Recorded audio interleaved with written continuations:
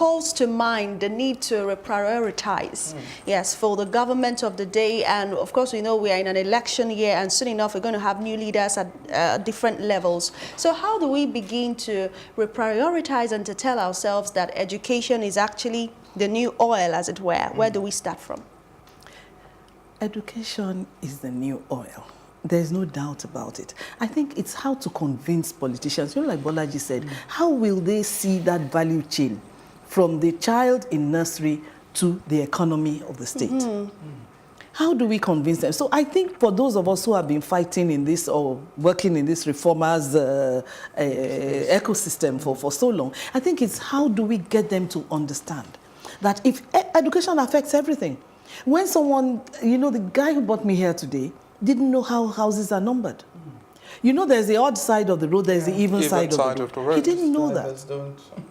He didn't know that. That I put down to poor quality education, because I think as a child, I knew that there's the odd side of the road, there's the even side of the road. The little things like crossing the road anyhow. There's so many things that come back to education. It's not just the economy, it's even social relationships, social cohesion. When a bus driver breaks traffic lights, I mean, just because he wants to get to the park first, it's all part of being poorly educated. We're all going to get there eventually. But then we know in Nigeria, we have lots of people. We have even a thuggery. We know we have lots of people in the parks. And the problem is that, from what I know, is that many of them make a lot of money. So how do you convince someone who is out there on the street, possibly a woman who is a beggar, to take her child to school?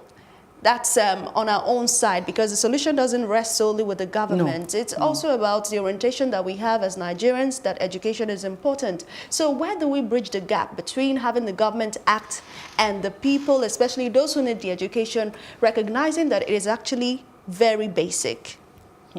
Where do we begin to address that? I think compulsory education to junior secondary school for every government that knows what it's doing, and making sure compulsory is compulsory, which means you're implementing it. You're getting them off the street and getting them into school. They wouldn't know you are doing them a favor at that stage. It's only when primary school, in America, high school is why they do the graduation, because you know by high school, if I graduated you can do anything with your life. So what we're saying is that our primary school, make sure we give them, when we were growing up, primary school was like an exit for a lot of people who went out, and they were able to get a job, and then they could come back in. So governments must make sure, because the people wouldn't do it. Because I'd rather take my child on the street to go and sell oranges and all of that, you know, because I think the money is coming. And I think the APC government tried to do a cash transfer by giving money to the mother, allowing the child to go. So the government must have a policy. I think it's a policy issue. If this government or any government that is coming in is really serious about the fact that they want to look after the citizens, and any citizen also should be asking for the government now that, look, we want education. That is the only way we're going to escape poverty. That is the only way we're going to get a job. We want the skills. So they must make it mandatory. So your child must be in school till at least 9 years. Okay. After 9 years, at least we've done a bit as a government. Then you can now get a job. But then also, not only getting into school, make sure it's quality education. That's all you can give to this young people. Sade